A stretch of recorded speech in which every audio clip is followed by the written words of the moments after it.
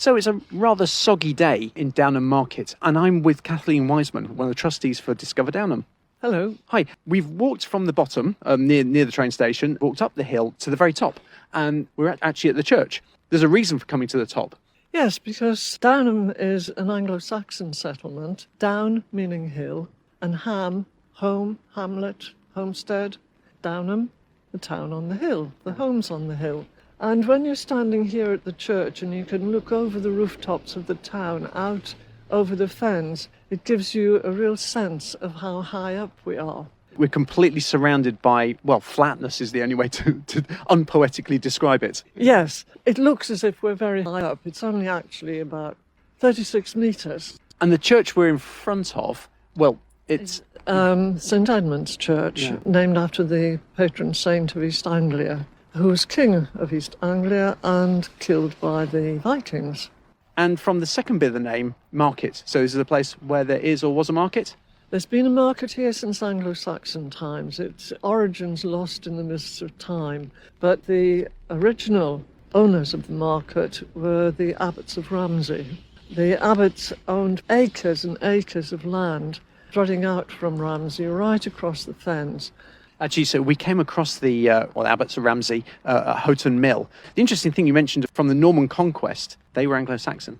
Yes, because they were so powerful that even William the Conqueror wouldn't dare try to take their land, because I think the abbot must have had a hotline to the Pope. And he was extremely powerful. He had more friends than William did. This is an area that's rather flat, but we're on a hill, so that means presumably it doesn't flood. No. And hence the reason why this might make sense as a long-term place where you can have a market and a town and all the things that you'd need. And it's on a crossroad of the causeways across the fen towards the rest of Norfolk and from King's Lynn to London. Because it's on a crossroads, that's another good place to have a market. And you can tap into all the riches of the fen. You know, the wildfowl, fish, all the year round. You weren't just dependent on the cattle that you had in your field, and you had to keep going over winter. Eels were very important too.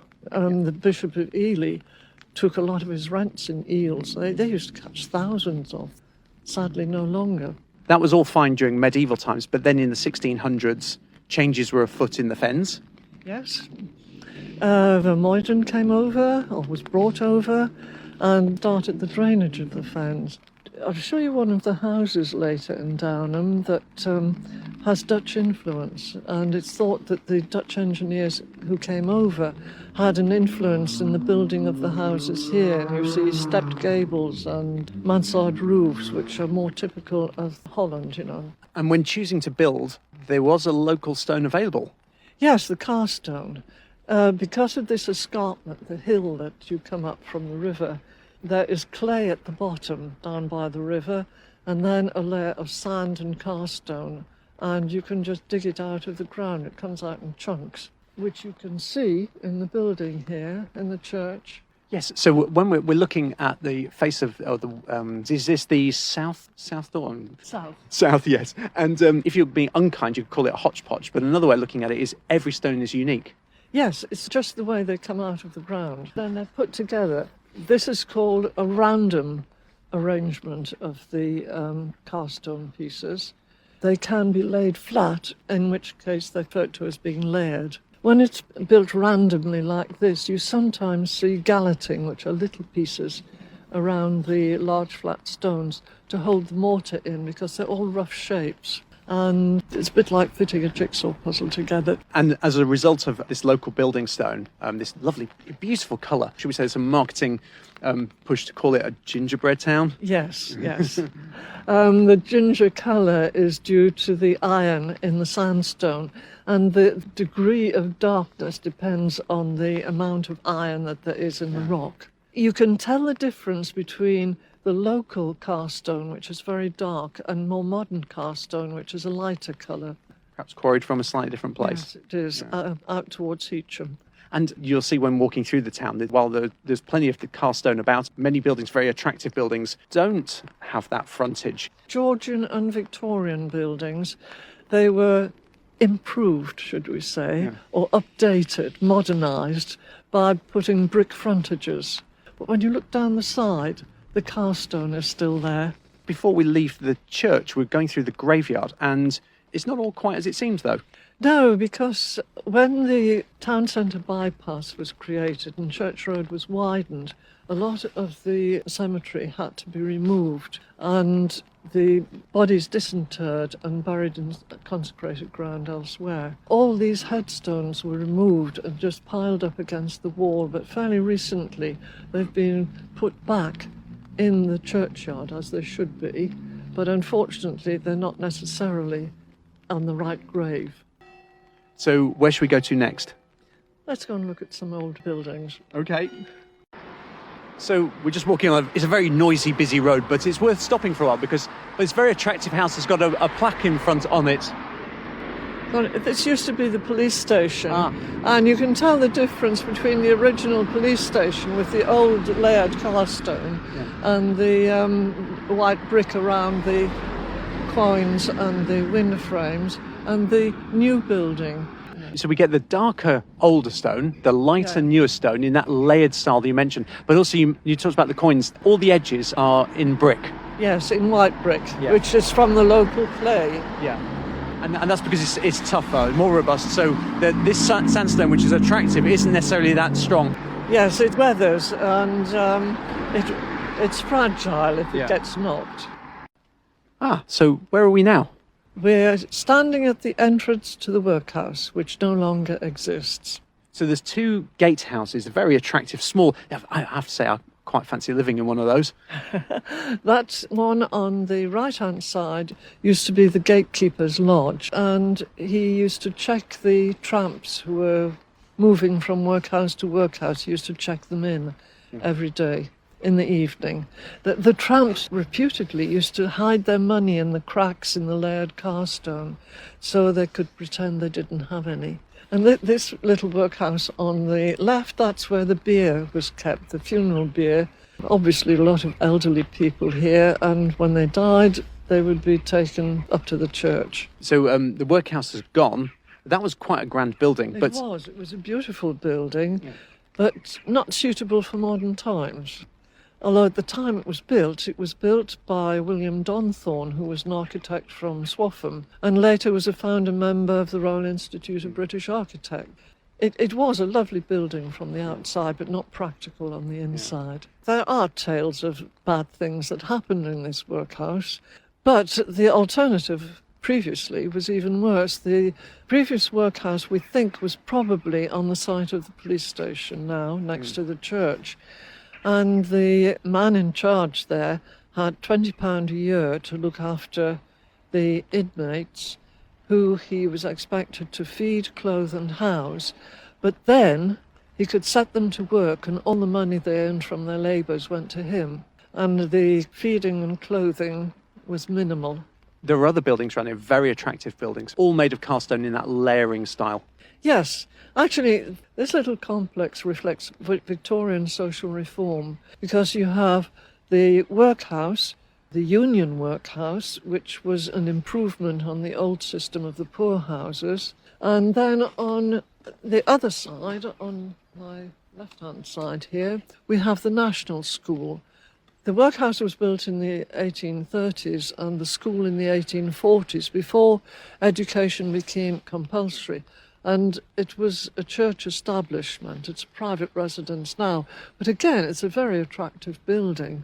It's a slightly Gothic style, a nice arch. But behind that, there's some more very nice-looking buildings. Yes, gentlemen's residences, yes. Yeah. They're all solicitors' offices and accountants' offices now. The Home Guard used to have their headquarters in a basement there. And during the war, they apparently planned, if there was a German invasion and the Germans were marching on Downham from London and they came along London Road, then the Home Guard would hide behind the Royal Coat of Arms above the courthouse door and their snipers would fire on the German army. Okay, with their 5 rounds each, see how far they got with that. Yes. Again, we can see the telltale signs. So you've got this very attractive dressed stone, but also those coins again to just keep everything robust around the edges. Yes. And building facing opposite. Yeah, the courthouse. Yeah. Built in the 1850s. Yeah. And now that seems to be in a brick fashion. So they've ditched the pretty gingerbread for that. Yes. Oh, never mind. Where next? Let's go and look at the oldest house in Downham, or possibly the oldest house in Downham. Okay. This is Priory House.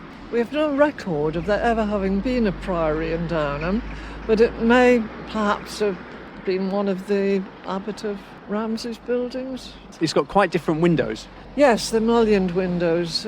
Mullioned windows usually have stone, but they're brick outline, and you can see it's a lovely cast stone building with galleting between the cast stone blocks. If you look upwards, you can see the stepped gables.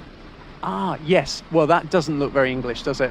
No, we think that when the Vermeulen and the Dutch engineers came over to start the drainage of the fens, which was initially around about Charles I's time, that they brought their skills with them and they influenced the building style.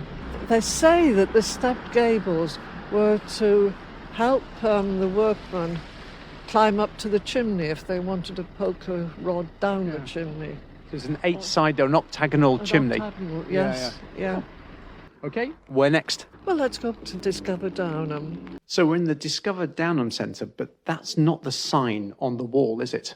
No, that's not. This used to be the old fire station. It was originally a row of cottages called Raven's Row. And in the 1930s, it was converted into the fire station and the fire chief's home. So this end where we're sitting was the fire chief's home, and that end was the fire bay where the fire station was, and a lecture room for training the firemen. They were all voluntary firemen here. We spent about 5 years trying to find a suitable property, and the town council offered to convert the old fire station, with the help of the county council which owned it, into a heritage centre, but they weren't able to raise enough money. So they gave us a couple of years to do that, and with the help of some fundraisers, we raised the £600,000 necessary to convert this building. So this is volunteer-led? Oh, yes, absolutely. Yeah. We're totally dependent on our volunteers. We've got about between 30 and 40. It varies from time to time. I mean, it's looking very nice now, but it hasn't always looked like that. No, when we eventually moved into here, it was terrible. It was 2 separate buildings, and the walls were black with mould. It was damp.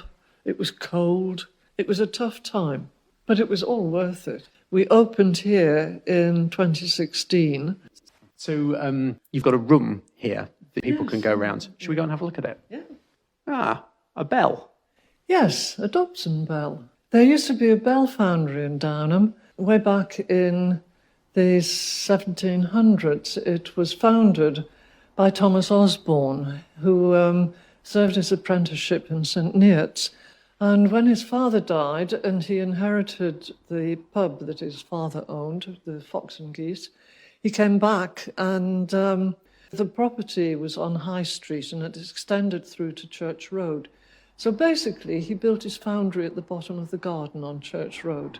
Because it wouldn't be an obvious place to set up a foundry from scratch, would it? No, but he had the property and he had the space to set up his foundry. Yeah.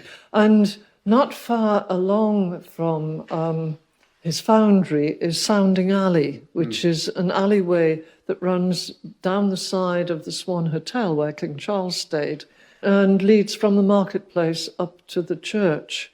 And it was very narrow, very high walled, and had paving slabs. And I mean, children used to love walking up there and stamping their feet so they could hear the echo. And apparently he used to test his bells in Sounding Alley, which is what gave it its name. So are children allowed to ring this bell? Yes, would you like to try it? Well, yeah, a big kid's allowed. I was about to ask. Okay, let's give it a go.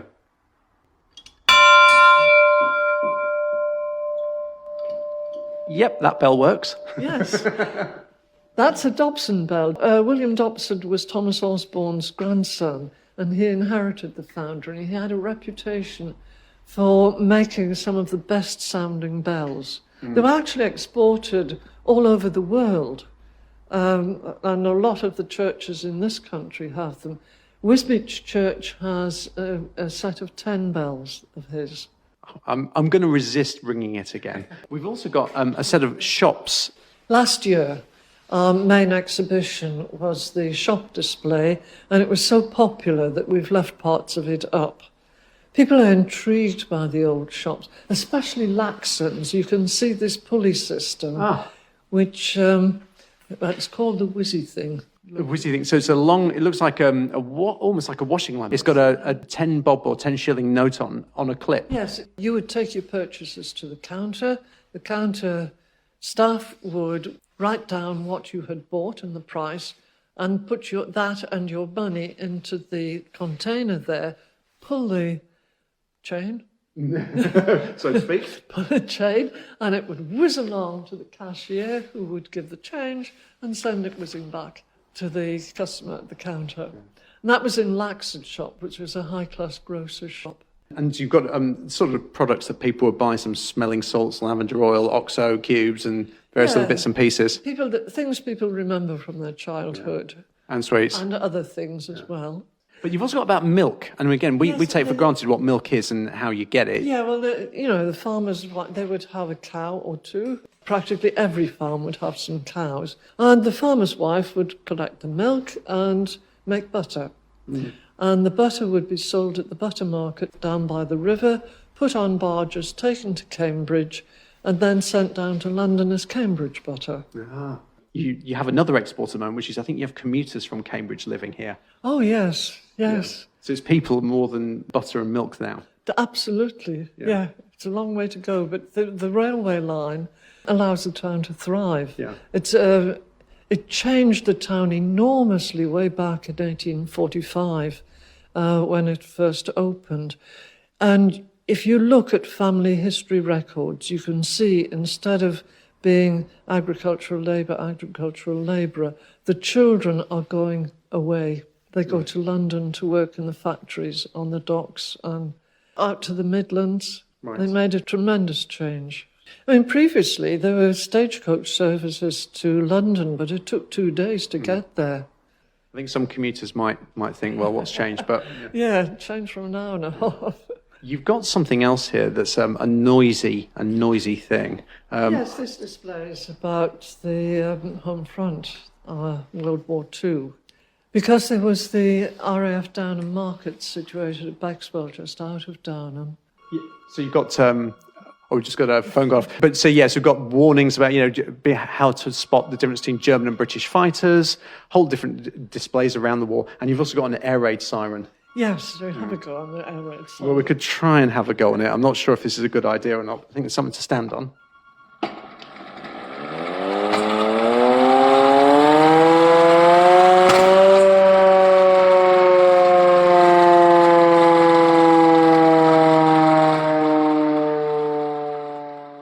Well, I don't think I'm going to get that job anytime soon. There's something else here, a pair of skates. Yes, what with global warming, we don't get the winters we used to have. But in the past, the river used to freeze. Even the tidal ooze used to freeze, which is unusual. That photograph there is of Well Creek, which is on the fens at Outwell, that way. And the skates in front of them belonged to Philip Doubleday, who still lives in the town, and was 6 times English speed skating champion. He's shown there with his daughters. So you were able to skate on these relatively shallow creeks? Yeah, in Downham, down close by the river, are the brick pits where they dug out the clay to make the white brick that we've seen. Yeah. And they're flooded now, or one's been filled in, but the other brickworks have flooded, and it's called the Willows now. It's a little park. And that used to be where Downham people went to skate. So Heritage Open Days, they're a national thing, but how did you do that here? We had about 15, 20 premises available for people to look at, to go in. Some were gardens, some were homes, some were businesses. And we did guided walks around the town, around the cemetery. The church was open and the rector did guided tours of the church. We had reenactors reenacting the Downham riots and King Charles's escape. The Downham riots, what were they? The Downham riots, they were the food riots of 1816 after the Napoleonic Wars. Life was tough. The price of grain went up and the agricultural labourers were really in poverty. They were finding it very difficult. So land was being enclosed. The rights to common land and pasturage and, catching rabbits and so on were limited. And several men from Southery were put before the magistrates in Downham for poaching. So villagers from Southery marched on Downham, gathering up support on the way. So a crowd of about 2,000 arrived in the town, shouting bread or blood. And they descended on the magistrates who were meeting in the Crown Hotel. But the magistrates wouldn't change their mind. They wouldn't release the prisoners. And so the rioters, they started rioting. They ransacked shops, they ransacked the mills, shared out cheese, flour, pork, because they ransacked pork butchers. I think that was the year without a summer, wasn't it? Yes, it was, due to a volcanic eruption over in the East Indies. So that's still commemorated. And then you mentioned a second thing, which is about Charles I. Oh, yes. After the siege of Oxford, Charles, with Lord Ashburnham and his chaplain, they escaped in the middle of the night. And the idea was that they would head for London, the centre, and he would take over the city with his supporters. But he got as far as Uxbridge and discovered that Cromwell's men had threatened to hang, draw and quarter anybody who helped the king, and that they were prepared and waiting for him to arrive in London. So they changed their plans.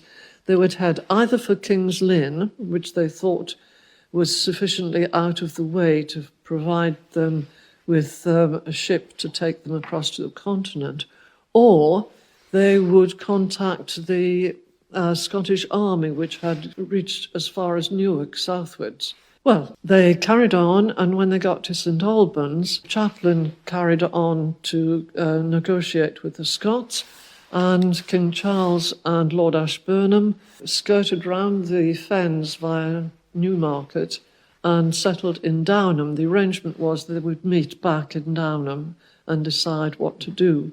So they stayed at the Swan Hotel in Downham for 3 days. And bearing in mind where we've just been walking through on the Ouse Valley Way, so we've come through Cromwell territory very much, Huntingdon, St Ives and Ely, where he had his house for 10 years.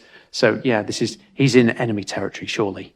Yes, but there were very loyal supporters. You've got to remember there were the Bedingfelds at Oxburgh Hall, and he visited various ones. He didn't go to Oxburgh because Cromwell's men had anticipated he might go there, and there was a small detachment of soldiers there. He learnt that the port of King's Lynn was being defended by the Roundheads, so he couldn't go to King's Lynn. Fortunately, when while he was in Downham, he'd changed his disguise. He'd left Oxford as a servant, but then he changed into a disguise as a clergyman, exchanging some clothes with his chaplain. He bought a hat to complete this disguise in Downham, and he had his hair cut. Or he had his hair trimmed, I should say, because originally it had been cut with a sword, so badly that the barber in Downham commented on it. Because, Charles, with all his ringlets, very distinctive. So he had to have them chopped off so he looked more like a servant. So while you're here passing through, if you want to be like Charles, maybe come and get your hair cut? Yes. Anyway, Dr. Hudson, the chaplain, arrived back from the Scots, who had agreed to give him shelter. So off they went across the fens, escorted by, so the local legend says, Mucky Porter from Southery. And they said, well, how can we trust this man from Southery? And he said, I will give you a grey goose feather. That means you are part of the Brotherhood of Fenmen. Any Fenman who is in need, you show him your grey goose feather and he's obliged to help you. So another hot tip of something to pick up on the way. Yes. So, crossed the fen safely with Mucky Porter and arrived at Newark, where he went into the custody of the Scots, who eventually sold him back to the English for £100,000. Meanwhile, if you move forward, a few years, there's this handsome gentleman with his escort arrives in Southery. He said, looking for Mucky Porter. Oh, I said, Mucky Porter, who are you? He said, I'm your king, Charles II, and I've just drained some of these fens. He said, you hurt my father when he was in a bad way, and he said, I'd like to reward you to show my gratitude. He said, so would you like some land? How much land would you like? And Mucky Porter said, oh, I'll have one of those trees over there. And he swept his arm around to that barn over there. It's yours, said the king. And the Porters have farmed that land on Methrold Severals ever since. Ah, well, that's fantastic. I think this is something well worth visiting. So how do we find out what your visiting hours are and how to visit? Yeah, because we're run by volunteers, we're only open on Thursday and Friday from 10 till 4 and on Saturday mornings. But other than that, we have a regular monthly talk of some kind, preferably about local history, but not necessarily always. Then we run fundraising efforts. We have very popular quizzes and coffee mornings. And we run workshops for children. We do welcoming springtime. We've done spies and coding. We've done autumn. We do a Finland. We do a Victorian workshop, all for children. Sometimes we've gone out to schools to do workshops. We'd have adult workshops as well. Yes. I've also noticed on your website you've got some downloadable PDFs of things like the Gingerbread Trail and other things through the town. So if you're shut and there's no one to do any kind of tours, people can download those on their mobile phones and walk around the town. Okay, well, I'll put a link to the website in the notes, and then you'll be able to find out more from there. Right, Fantastic. Good, thank you. Thank you very much. Thank you.